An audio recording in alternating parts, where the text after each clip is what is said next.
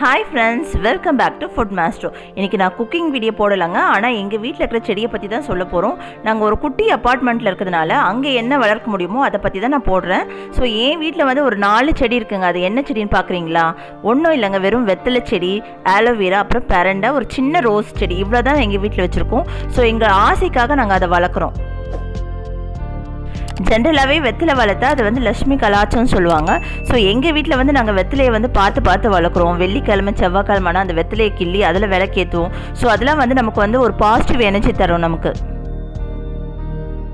வீட்டு விஷயத்துக்குலாம் நம்ம வந்து தாம்பலம் கொடுக்குறது ரொம்ப பழக்கம். நம்மளோட பாரம்பரியம் அது.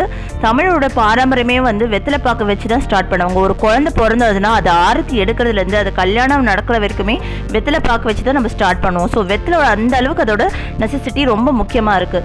ஸோ இப்போ இருக்கிற காலகட்டத்தில் வந்து நோய் எதிர்ப்பு சக்தியாகவும் வெத்தலை வந்து பயன்படுது. குழந்தைங்களுக்கு சளி மருந்தாகவும் ரொம்ப பயன்படுது. வெத்தலை குழந்தைங்களுக்கு இரும்பு சளி இருந்தால் என்ன பண்ணுவோம், நம்ம வந்து வெத்தலையை வந்து காம்பை கிள்ளி அதில் வந்து ஒரு கற்பூரவள்ளி, அப்புறம் வந்து மிளகு, சீரகம் இதெல்லாம் போட்டு கொதிக்க வச்சு குழந்தைங்களுக்கு ஃபில்டர் பண்ணி கொடுத்தா சளி வந்து சளி வந்து சீக்கிரம் சரியாயிடும்.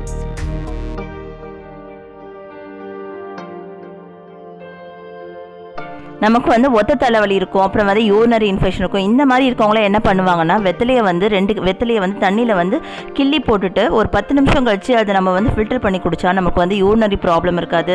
அதே மாதிரி ப்ரீத்திங் ப்ராப்ளம் இருக்கவங்களுக்கும் வந்து இது வந்து க்யூர் ஆகும். ஸோ நிறைய பேர் வந்து குண்டாக இருப்பாங்க, அவங்கள வந்து எப்படி கொலஸ்ட்ரால் வந்து ரெடியூஸ் பண்ணுவாங்க, அதுக்கு ஈஸியான டிப்ஸ் இதே தாங்க. வெத்தலையை வந்து என்ன பண்ணுவாங்கன்னா கொழுந்த வெத்தலையை எடுத்துக்கணும். அந்த கொழுந்த வெத்தலையை வந்து 2 மிளகு வச்சு நம்ம வந்து மடித்து வாயில் வந்து நல்லா சீவ் பண்ணி சாப்பிடணும். அப்படி மென்று சாப்பிடும்போது என்ன ஆகும்னா நமக்கு வந்து தேவையான அந்த கரோட்டின், விட்டமின் சியில் இதில் நிறைய இருக்கிறதுனால நமக்கு வந்து ஈஸியாக வந்து பாடி ஃபேட்டை வந்து பர்ன் பண்ணும். ஸோ அப்போ ஆட்டோமேட்டிக்காக வந்து நம்ம வந்து கொலஸ்ட்ரால் கம்மியான உடம்பு வந்து ரொம்ப ஒல்லியாக இருக்கும். இந்த குண்டாக இருக்கவங்க மெயினாக இது எடுத்துக்கங்க. இதை விட பெரிய விஷயம் எதுவுமே கிடையாது.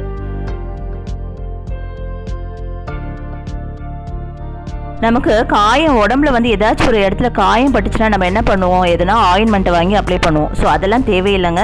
வீட்டில் இருக்கிற வெத்தலையை வந்து நல்லா வந்து மிக்ஸில் வந்து நல்லா மையாக அரைச்சிக்கோங்க. அதை வந்து அது எங்கே புண்ணு இருக்கோ அந்த இடத்துல வந்து அப்ளை பண்ண வச்சுக்கோங்க. புண்ணு 2 நாளில் சரியாகும். ஸோ இதை நீங்கள் யூஸ் பண்ணி பாருங்கள். உங்களுக்கு இதை பற்றி பேசினா நிறைய பேசிட்டே போகலாங்க. ஆனால் எனக்கு தெரிஞ்சதை வச்சு தான் நான் உங்களுக்கு சொல்கிறோம்.